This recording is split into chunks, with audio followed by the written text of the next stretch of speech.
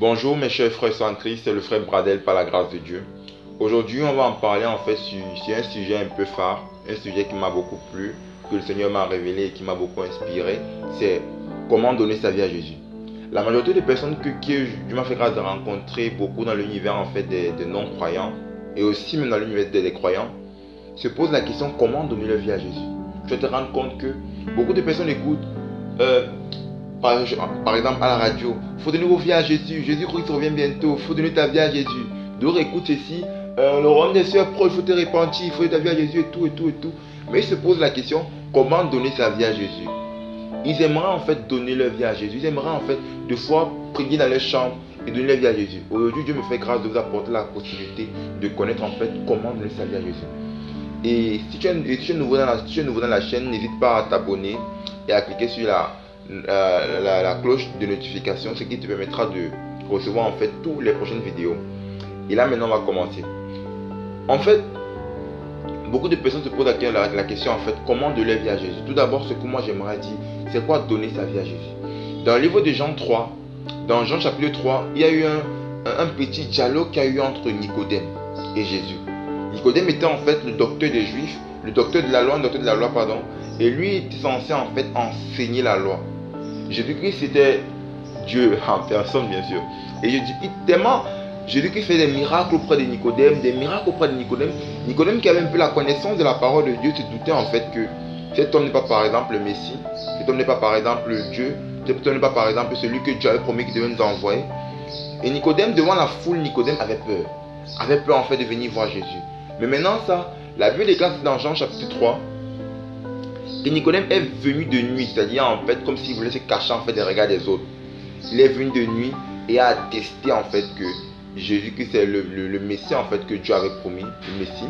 Et maintenant en fait, il pose la question en fait à Jésus, comment doit-on faire pour être sauvé?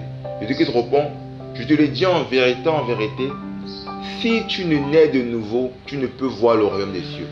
Et que si tu ne nais de nouveau, tu ne peux voir le royaume des cieux. Nicodème se pose la question, comment ça? Si je nais de nouveau, je ne peux voir le royaume des cieux. Moi qui suis vieux, à mon âge, c'est un peu comme par exemple, tu es là, un papa. Moi par exemple, on me pose la question, si tu ne nais de nouveau, tu ne peux voir le royaume des cieux. C'est-à-dire, tu ne re-entres dans le ventre de ta mère, tu ne ressors, tu dis, hey, c'est encore quoi ça? En fait, je t'ai simplement en train de dire, si tu ne nais d'eau et d'esprit, tu ne peux voir le royaume des cieux. Aujourd'hui, nous allons voir en fait cette naissance dont Jésus-Christ parlait.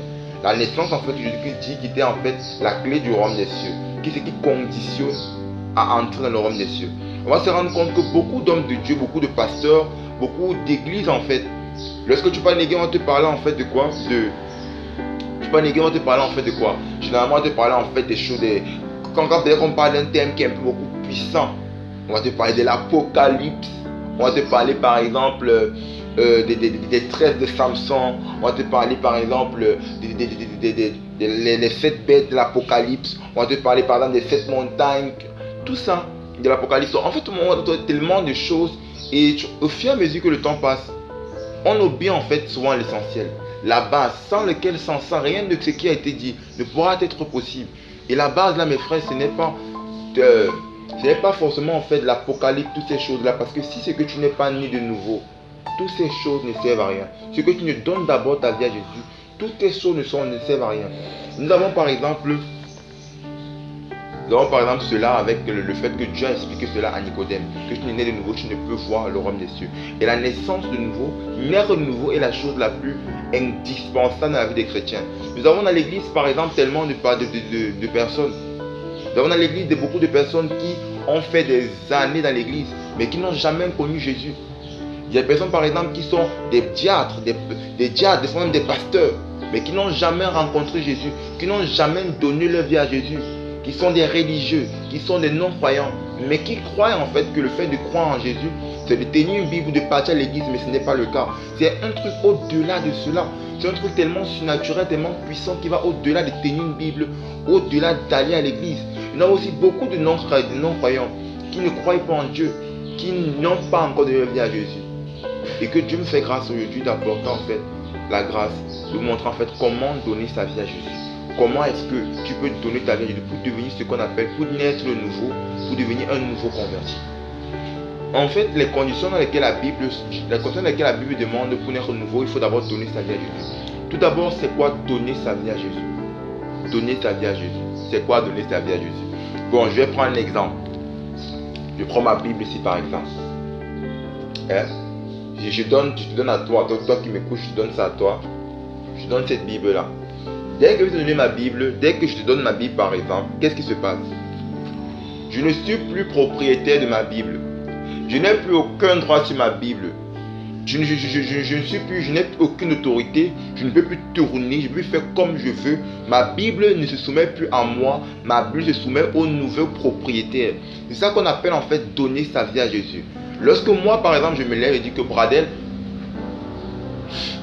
a donné sa vie à Jésus, ça veut dire en fait quoi? Que j'ai donné, j'ai renoncé à tout pouvoir de mon corps. J'ai renoncé en fait à tout ce qui m'appartenait. J'ai renoncé en fait à toute autorité que j'avais sur ma propre vie pour donner ça à qui? À Jésus. Ça veut dire quoi? Dorénavant, ça ne sera plus moi qui sera le chef de moi-même. Ce ne sera plus moi qui décidera à quelle heure je vais manger. Ce ne sera plus moi qui décidera par exemple si je prie ou je ne prie pas. Ce ne sera plus moi qui décidera où je vais. La filière que je vais faire à l'école, le travail que je vais entreprendre, mes visites que je vais avoir, mes aides de prière que je vais avoir. Ça ne sera plus en fait moi qui fera toutes ces choses. Qui fera ces choses ou qui dirigera mon corps. Ce sera plutôt Dieu sous forme du Saint-Esprit qui dirigera son corps. Ce ne sera plus moi qui sera le maître de ma vie. Ça sera maintenant au contraire Dieu qui sera maintenant le maître de ma vie. C'est pour ça en fait Jésus qui dit ceci. Donner sa vie à Jésus, ça ne veut plus dire en fait c'est toi qui contrôle ta vie.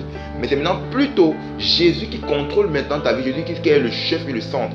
Et quand tu donnes ta vie à Jésus, parce que la question qu'on se pose est que tu ne peux pas par exemple, nous généralement les hommes, tu ne peux pas par exemple renoncer à ta vie parce que généralement donner ta vie à quelqu'un et te plier à tout ce qu'il va te demander de faire. Moi par exemple, quand je donne ma vie à Jésus, je me plie maintenant à tout ce que Jésus va me demander. Ça veut dire que je renonce au titre de roi de ma vie et je donne la place à Jésus.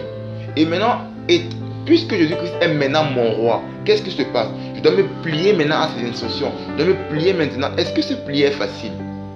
Est-ce que ce plier est un truc qui est évident? Je dois m'efforcer. Malgré les difficultés, je dois essayer. Malgré n'importe quoi, je dois me forcer à me plier, à me soumettre à sa volonté. Et ce n'est pas facile. Et pour le faire, généralement, nous avons besoin en fait de voir en fait le but et l'importance. L'importance, pourquoi je vais me lever du jour au lendemain comme ça, pour pouvoir donner la chaise à Dieu qui dirige ma vie. Des fois, nous avons tellement de choses. Nous avons dirigé nos vies. Nous avons vécu nos vies, Nous avons dirigé nos vies et avons eu quelques succès. On pensait que c'était nous qui dirigeons, mais bon, c'est nous qui suivions. Nous avons eu quelques succès et on s'est dit que bon, si étant chef de notre vie, on a eu par exemple ces succès-là, ça veut dire aussi que nous sommes quand même aussi des bons chefs. On connaît aussi ce qui est bien pour nous, tandis que c'est faux. La seule personne qui connaît véritablement ce qui est essentiel et bon pour nous, c'est uniquement Jésus-Christ. C'est le Tout-Puissant, celui qui est ici, celui qui est au ciel et celui qui est partout. C'est lui seul, Jésus-Christ. Et c'est que moi, c'est lui seul, Jésus-Christ. Je ne peux pas te soumettre en fait à une personne uniquement en fait si tu ne trouves en fait la possibilité, l'importance en fait de te soumettre. Maintenant, qu'est-ce qui se passe? Nous nous soumettons en fait pourquoi? Nous nous soumettons généralement à Dieu. Nous nous soumettons à Dieu pourquoi? Parce qu'en fait, on a l'espérance. Parce qu'on a l'espérance en fait qu'en se laissant diriger par Jésus, il va nous conduire vers des verts pâturages. Il va nous conduire vers ce qu'on attend de nous. Il va nous conduire en fait vers le pourquoi on a été créé. Il va nous conduire au paradis. Il va nous conduire en fait à tout ce qui est bon. En fait, c'est tout ce qui est merveilleux, tout ce qui est glorieux, tout ce qui est le meilleur, le mieux pour nous. Pour en fait vivre sa gloire, c'est en fait ce que c'est que donner sa vie à Jésus. En espérant en fait, donner sa vie à Jésus, c'est-à-dire c'est renoncer à sa vie, en espérant en fait, hériter de toutes les promesses de l'œuvre de la croix. En espérant en fait de toutes les promesses de l'œuvre de la croix, c'est-à-dire recevoir non seulement les bénédictions spirituelles, c'est-à-dire d'abord le paradis, la vie éternelle, le paradis, la vie éternelle, mais aussi toutes les bénédictions charnelles, la prospérité, la prospérité, le bonheur, la grâce d'avoir un bon mari, toutes ces choses-là sont ce qui découlent en fait de sa vie à Jésus, la protection et bien d'autres. Le premier point en fait sur lequel j'aimerais parler en fait qui explique comment donner sa vie à Jésus, comment se laisser diriger par Dieu afin de pouvoir avoir cette vie aussi merveilleuse qui est la vie d'être chrétien, d'avoir Dieu, le Tout-Puissant, pour Seigneur, Maître, pour protecteur, pour bon berger, pour gardant, pour celui qui te protège, pour celui qui est avec toi. Le premier point sur lequel le chrétien le premier point sur lequel on doit s'appesantir pour pouvoir donner sa vie à Jésus, c'est de ressentir le besoin et la nécessité de la présence de Dieu dans sa vie. Il faut d'abord que tu ressentes le besoin et la nécessité de la présence de Dieu dans ta vie. La Bible c'est dans Romains 3, verset 23. Tous ont péché et sont privés de la gloire de Dieu. Chacun d'entre nous aimerait aller au ciel. Chacun d'entre nous aimerait, la Bible déclare ceci en fait. Avant l'Ancien Testament, la Bible on enseignait en fait que pour aller au ciel, il fallait produire sa propre justice. Et ça produit en fait sa propre justice était impossible. Parce que tu ne pouvais pas, comment dire, vivre sans péché. Tu ne pouvais pas en fait accomplir la justice de Dieu. Personne ne pouvait le faire. Et tout le monde a péché. Ça veut dire en fait que tous on était privés en fait de la gloire de Dieu. Donc aucun homme sur la terre ne peut dire je vais aller au ciel. Et qui peut aller au ciel par lui-même? C'est impossible. Tu as besoin en fait de Dieu. Tu as besoin de Dieu auprès de toi. Tu as besoin que Dieu soit là pour que tu puisses être sauvé. Tu as uniquement besoin de Jésus. C'est pour ça en fait il faut d'abord, pour que tu puisses être comme donner ta vie à Jésus, il faut que tu ressentes d'abord la nécessité et le besoin en fait de donner ta vie à Jésus. La nécessité de la présence de Dieu. Quel est le plus que Dieu t'apporte? Est-ce que tu ressens en fait ton état de misère? Est-ce que tu ressens en fait ton état que tu n'es rien sans Dieu? Est-ce que tu ressens en fait que ta vie ne peut pas aller mieux, ta vie ne peut qu'aller mieux uniquement que si Dieu est avec toi? Est-ce que tu ressens comment tu ne peux pas aller au paradis sans Dieu? Est-ce que tu ressens en fait comment tu es un pécheur qui a besoin de Dieu? La Bible dit que tous ont péché et sont privés de la gloire. C'est pour dire quoi? Là maintenant si tu meurs, si tu ne donnes pas ta vie à Jésus et que tu n'as pas réellement donné ta vie à Jésus, Jésus qui revient, tu rates l'enlèvement. Et si tu meurs, tu pars en enfer. Et non seulement encore rien. Et l'enfer c'est un aller sans retour. Mes frères, l'enfer existe. L'enfer existe et l'enfer existe. Bien évidemment, il y a plusieurs versets bibliques qui le prouvent. Et Dieu nous montre cela. L'enfer existe, mes frères. Et lorsque, par exemple, tu te rends compte, tu ressens ton état de misère, ton état en fait que tu ne peux rien faire sans Dieu, ton état en fait que ta vie n'est sans rien sans Dieu, que tu as besoin de Dieu uniquement, c'est en ce moment-là que tu commences à entrer dans le processus de donner ta vie à Jésus. Parce que la Bible c'est ici en fait dans Matthieu 14 verset 14. Ce ne sont pas tous ceux qui se sentent bien qui vont chez le médecin, c'est uniquement en fait ceux qui se sentent malades. Jésus-Christ est considéré en fait comme le médecin par excellence, le bon médecin. Il ne peut que venir vers lui en fait des personnes qui se reconnaissent comme malades. Tu ne peux pas avoir besoin, tu ne peux pas te sentir en bonne santé et venir vers le médecin. Non, il faut que tu te sentes malade. Il faut que tu sentes un dérangement. Il faut que tu ressentes une présence de Dieu, une absence de Dieu dans ta vie. Il faut que tu ressentes ton état de misère. Il faut que tu ressentes ton état de pécheur. Ton état en fait que tu n'es rien sans Dieu. Quand tu vas arriver à cette étape-là, où il y a un blocus et beaucoup de personnes, Dieu est obligé de les exposer à beaucoup de situations pour qu'ils comprennent en fait l'importance de la présence de Dieu dans leur vie. Beaucoup de personnes sont obligées de passer deux fois par des situations difficiles, où avant il avait confiance en son argent, mais il se rend compte à un niveau que son argent ne peut pas l'apporter ce qu'il a besoin. Qu'il est tellement rien que l'argent, aucun bien matériel ne pourra l'apporter ne pourra l'apporter en fait ce qu'il aura besoin. Et il se rend compte que c'est uniquement Dieu qui peut l'apporter. Il se rend compte son état en fait de rien, son état de zéro. Et c'est là où vraiment le processus de Dieu commence, parce que Dieu commence à agir lorsque pour toi est arrêté. Lorsque tu te rends compte que ta page est limitée, dont ton niveau est fini, c'est en ce moment-là que Dieu, lui, commence maintenant à agir. Il y a beaucoup d'autres personnes qui sont obligées, Dieu les fait passer par les stérilités. Une femme n'arrive pas à concevoir. Elle part voir tout médecin, toute personne, elle se rend compte que personne ne peut rien. Personne n'a le pouvoir de sauver. Personne n'a le pouvoir de lui guérir. Personne n'a le pouvoir d'accorder en fait cette guérison. Dieu permet ces choses pourquoi? Pour qu'elle puisse ressentir en fait son état de misère, son état de rien. Parce que quelqu'un qui ne peut rien faire sans Dieu et qui a besoin de Dieu, qui est assoiffé et qui ne peut rien faire sans Dieu. Nous avons eu le cas des enfants d'Israël en Égypte, qui tellement ils sont ressentis qu'eux-mêmes ne pouvaient pas se délivrer en fait de l'esclavage d'Égypte. Nous avons eu le cas de Anne. Anne tellement, elle s'est rendue compte qu'aucun médecin, aucune personne ne pouvait la porter en fait son enfant, Samuel. Et elle s'est rendue compte à prier. Nous avons eu beaucoup de cas comme ça dans la Bible. Et Dieu a fait grâce. Pour te montrer en fait que pour que tu puisses donner ta vie à Jésus, pour que tu puisses renoncer à ta vie, et laisser Dieu comme souverain, Dieu tout-puissant, il faudra d'abord que tu connaisses l'important, que tu reconnaisses que ta vie n'est rien et que tu as besoin de Dieu. Tu ne représentes obligé de passer par le chômage. Dieu te fait passer par du chômage, tu chômes, tu pas demander le travail de pas aider, ça ne marche pas. Mais c'est un point que Dieu utilise en fait pour te ramener vers lui, pour que tu puisses comprendre que tes désirs ne sont pas ses désirs, que tu es limité, que tu n'es rien et que tu as besoin de lui. Ne repasse pas les paralysies, ne repasse pas les maladies, j'aimerais te dire. Tu passes cette situation aujourd'hui, Dieu permet toutes ces choses-là afin que tu te rapproches de lui. Rapproche-toi de lui, mon frère, reconnais ton état de misère, reconnais que tu n'es rien. Moi, mon frère, je vous dis, je ne suis rien. La poussière qui est dehors là, moi, je ne suis rien. C'est ça que je suis une poussière, tu fais, ça part. Reconnaissons que nous ne sommes rien. Reconnaissons que nous sommes zéro. Et nous verrons la gloire de Dieu qui va toucher nos cœurs. Dieu va transformer nos vies. Et la Bible dit ceci dans Jean 15, verset 5. Vous ne pouvez rien faire sans moi. Sans moi, vous ne pouvez rien faire. C'est pour nous dire Jean 15, verset 5. C'est pour nous dire en fait ceci. Sans Dieu, tu ne peux rien. Tu ne peux rien faire sans Dieu. Même ce que tu n'as pas vu en fait que tu es capable de réaliser quelque chose. Même ce que tu ne vois pas. Même ce que tu n'as pas vu en fait que tu es limité, que tu es bloqué. J'aimerais te dire. La chair, même la mort est une preuve que tu es limité. Même le simple fait que tu meurs, c'est la preuve que tu n'as pas le contrôle sur ta vie. Et que tu n'es pas capable de dire si demain tu seras vivant ou pas.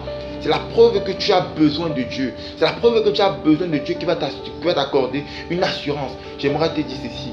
Dieu est capable de combler tout ce vide. Si tu traverses une situation difficile actuellement, va au pied du maître, reconnais tes fautes, reconnais que ce que tu as fait est mauvais, reconnais toutes ces choses-là. Dis que Seigneur, je ne peux rien faire sans toi et tu verras sa gloire. Le deuxième point en fait que Dieu me fait grâce de vouloir parler, mes frères, c'est se repentir. Après avoir reconnu en fait que tu ne peux rien faire, c'est la repentance. C'est beaucoup la repentance. C'est te repentir devant Dieu par rapport à ton péché. Nous allons remarquer dans la Bible nous montre en fait l'histoire de Moïse. Moïse, lorsque Moïse a été chassé en fait de l'Égypte, qu'est-ce qui s'est passé? Il est parti voir son beau-frère, il travaillait pour son beau-frère, pour son beau-père. Lorsqu'il travaillait en fait pour son beau-frère, son beau-père, il travaillait en fait pour lui, c'est qui se passait quoi? Il est arrivé devant en fait Dieu qui s'est manifesté, Dieu qui était un feu dévorant, qui a dévoré, la parole de Dieu qui a dévoré en fait l'arbre. Et Dieu dit ceci, pour que tu puisses entrer dans cette présence, il va falloir que tu retires dans tes souliers. Il va falloir en fait que tu retires tes souliers. Et qu'est-ce que Moïse a fait à cette période? Il a retiré ses chaussures. Deux fois en fait pour accéder à la présence de Dieu. C'est le péché. Le péché empêche à l'homme d'entrer dans la présence de Dieu. Tu ne peux pas donner ta vie à Dieu sans te repentir. Après avoir reconnu ton état de misère, d'autres reconnaissent l'état de misère comme ça, mais ils laissent. Mais Dieu aimerait quoi? Que tu reconnaisses ton état de misère et que tu partes vers ta repentance. Tu reconnais que ce que tu as fait est mauvais. Tu reconnais que tu as besoin de Dieu. Tu reconnais tout ça. Mais Dieu aimerait que tu passes d'abord par la repentance. Que tu te répandes de manière sincère. Que tu déposes tes pieds. Que tu déposes tes pieds au sol. Que tu dis Seigneur Jésus, je reconnais que j'ai péché. Pas forcément que tu dises des paroles en l'air comme nous faisons chaque fois. Seigneur, j'ai péché, pardonne-moi. Non, dis ces péchés. Parce que le fait de confesser péché, la particularité dit Seigneur, je suis sorti hier, je suis parti en bas de nuit avec Michael, j'ai fait telle chose. Seigneur, je suis sorti, j'ai commencé à regarder telle musique, j'ai commencé à regarder tel film mauvais, j'ai commencé à faire telle chose. Ça fait de ressortir, de dire clairement le péché. De dire clairement le péché qui va te permettre de ressentir vraiment que tu n'es rien, que tu es vraiment un pécheur. Parce que lorsque tu dis dans le sens général que tu es pécheur, tu ne te vois pas réellement pécheur. Mais quand tu commences à citer les parties, tu dis j'ai péché vraiment. J'ai vraiment péché. Tu reconnais au fond de toi que tu es vraiment pécheur. Et quand tu reconnais au fond de toi vraiment que tu es vraiment pécheur, en ce moment-là, tu sais vraiment que j'ai vraiment besoin du salut. J'ai vraiment besoin d'une repentance. J'ai vraiment besoin d'une purification de mon âme. C'est en cette période-là maintenant que Dieu intervient. Mon frère, j'aimerais te dire, et la repentance, c'est quoi? C'est ce qu'on appelle le changement de pensée. La repentance, c'est un changement de pensée. La repentance, c'est le changement de pensée. C'est-à-dire, avant, je pensais en fait que mentir, c'était pas mauvais. Mentir, c'était bien. Mais lorsque quand demande de te repentir, il va falloir que tu reconnaisses maintenant que ce que tu as fait était mauvais. Et que maintenant, tu demandes pardon à Dieu. Et que tu prends maintenant un état nouveau de ne plus commettre ces choses-là. C'est ce qu'on appelle la repentance. C'est pour ça en fait, la Dieu nous montre qu'il pardonne tout péché, mais il y a un seul péché qui n'est pas pardonné en fait. Le péché qui n'est pas pardonné en fait, c'est tout blasphème contre le Saint-Esprit. tout blasphème contre le Saint-Esprit, le seul péché qui n'est pas pardonné. Pourquoi le blasphème contre le Saint-Esprit est un péché qui n'est pas pardonné pendant la repentance? Pourquoi? Parce que lorsque tu blasphèmes, blasphémer c'est quoi? Je vais faire un peu le cas de ce que nous faisons lorsqu'on blasphème. Tu sais bien que mentir est un péché. Que tu vas mentir. Mais tu sais que tu vas mentir. Tu sais pertinemment que tu vas mentir. Mais tu mens. Tu vas mentir disant que je vais demander pardon à Dieu. Dieu va me pardonner. Là tu te moques de Dieu. Tu es en train de te moquer, tu es en train de faire un blasphème. Tu es en train de te jouer de l'œuvre de la croix. Tu es en train de voir en fait l'œuvre de la croix en fait comme c'était rien du tout. Parce que tu prends le sang de l'agneau en fait comme si c'était du n'importe quoi. Alors que c'est le sang de Dieu. C'est le sang de Dieu qui s'est versé. C'est le Tout-Puissant. Celui qui crée le ciel, la terre. Celui qui est en dehors du temps, qui entre dans le temps et qui sort du temps. Celui qui détient toutes choses entre ses mains. Et il verse son sang pour toi et toi tu blagues. C'est ce qu'on appelle le blasphème contre le Saint-Esprit. Lorsque par exemple tu sais que telle chose est péché et que tu commets et après tu dis que tu vas demander pardon à Dieu. Le pardon à Dieu que tu demandes là, tu n'as même pas un état changeant de péché. Tu ne ressens même pas que c'est là mauvais. Tu demandes pardon à Dieu pour avoir une bonne conscience et cela n'est pas pardonné. Ça peut arriver des cas où tu sais que c'est là que tu vas faire péché, mais que tu fais. Mais après tu te rends compte que ce que tu as fait est vraiment mauvais, que tu regrettes tout ce que tu as fait. Malgré le fait qu'en partant péché, tu savais en fait que quand tu partais péché, c'était péché. Quand tu partais péché, c'était péché. Mais tu as demandé maintenant pardon à Dieu. Tu parlais quand tu en partant, mais tu as demandé, mais c'est que tu savais en fait que en partant péché, c'était péché. Mais tu as quand même péché. Mais après tu réussis après ça. Tu demandes sincèrement pardon à Dieu pour ce que tu as fait. Tu demandes à Dieu, tu demandes pardon à Dieu. Ton pardon, ce n'est plus un pardon. Tu ne sais pas pardon en fait que tu vas recommencer. Mais c'est un pardon en fait que Seigneur, plus jamais moi avec ce péché. Plus jamais Seigneur te demande pardon. Là ce n'est pas un blasphème parce que je n'ai pas en train de blasphémer contre le Saint-Esprit. Et c'est ça en fait ce qui s'est passé avec les dents Jean. Dieu nous montre en fait Jean le Baptiste bien sûr. Jean le Baptiste, qu'est-ce qui se passe?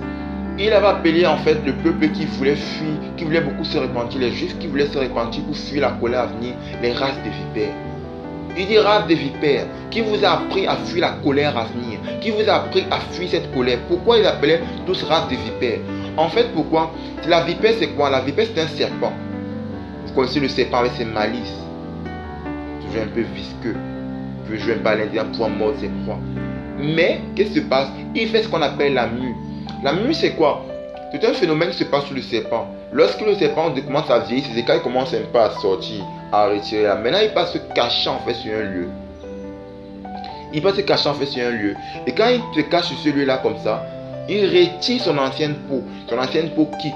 Et maintenant tu penses en fait qu'il n'a plus de peau, mais en fait il y a une nouvelle peau. Et la peau qu'il a encore est plus brillante, est plus joyeuse, est plus propre, est plus belle encore.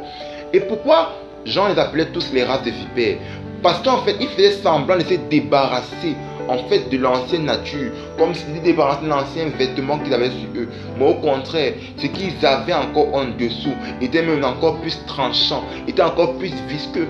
Parce que demander pardon à Dieu, demander pardon d'abord à Dieu pour un péché que tu as commis, demander pardon à Dieu pour un péché que... Demander pardon à Dieu en fait, pour un péché que tu sais que tu as commis et que tu fuis en fait la rétribution de Dieu. C'est terrible. Tu sais que demander pardon en fait à Dieu pour un péché que tu as commis, c'est bien. Mais ce qu'ils font c'est quoi? Ils demandent pardon à Dieu pour un péché en fait. Ils demandent pardon à Dieu en fait pour un péché qu'ils ont commis. Pour un péché qu'ils ont commis. Ils s'en foutent en fait. Ils s'en foutent comme s'ils se moquent en fait de Dieu. Ils s'en fichent en fait de Dieu. Mais ce qui... ils ne regardent même pas en fait ce que Dieu veut. Mais ce qui les intéresse en fait c'est avoir les intérêts. Et si cela me permettra un peu d'avoir le salut, pourquoi pas? Et c'est ça en fait qu'ils appellent les races de vipères. Les cœurs sont endurcis au péché. Les cœurs qui aiment le péché. Mon frère, j'aimerais te dire, si tu es dans cette nature, la sors de là. Ne blasphème plus contre le Saint-Esprit. Ne va plus pécher. Va plus pécher chaque jour, disant que tu vas me pardonner, mais tu ne renonces pas à ce péché. Tu vas me pardonner, tu ne renonces pas à ce péché, mon frère, Dieu te voit. Ne te sers pas du sang de l'agneau, du sang du grand roi, comme tu le fais. Mais au contraire, répands-toi et décide d'abandonner tous ces œuvres. J'aimerais te dire, Dieu est capable de te transformer. Maintenant, ce qui se passe, la troisième partie après la repentance, c'est quoi? Et avant de parler à la troisième partie, j'aimerais ajouter un verset qui nous montre ceci. La Bible dit ceci. La Bible nous dit ceci en fait à travers la repentance ceci, que Dieu est capable de rendre tout péché rouge comme le sang, blanc comme la neige. La Bible dit, sans effusion de sang, il n'y a point pardon. Mais à cause de l'œuvre de la croix, mes frères, maintenant il y a pardon.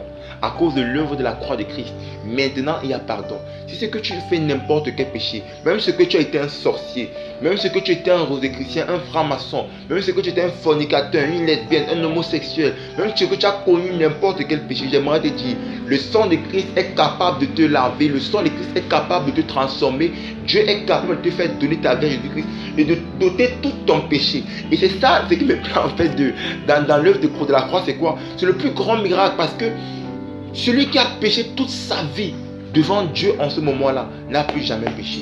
Dieu ne te voit plus en fait avec tous ses péchés, mais tous tes péchés que tu as commis, toute ton ancienne vie, tout ce que tu as fait est annulé devant Dieu.